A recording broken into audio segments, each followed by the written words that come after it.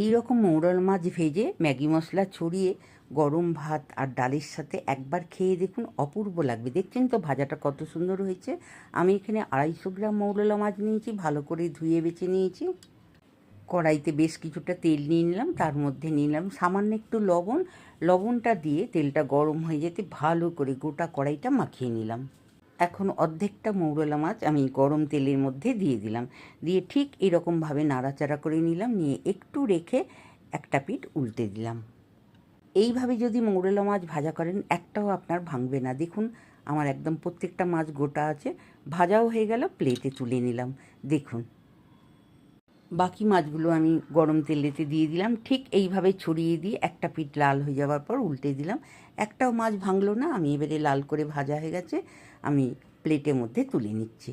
এই রকমভাবে মৌরলা মাছ ভাজা করে ম্যাগি মশলা ছড়িয়ে খেয়ে দেখুন, খুবই ভালো।